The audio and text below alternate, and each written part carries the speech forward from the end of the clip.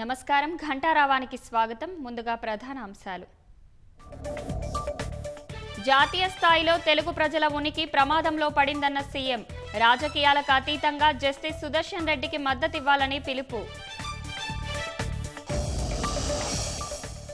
Guinness book records సాధించే దిశగా బతుకమ్మ వేడుకలు ఈ నెల 21 నుంచి ప్రారంభమవుతాయన్న మంత్రి జూపల్లి.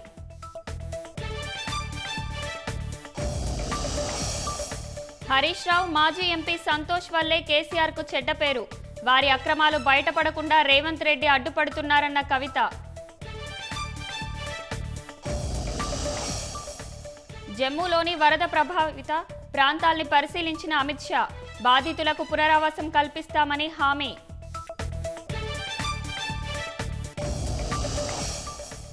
ఆఫ్ఘనిస్తాన్ భూకంపంలో 800కు చేరిన మృతులు. 2500 మందికి గాయాలు, పెద్ద సంఖ్యలో గల్లంతు.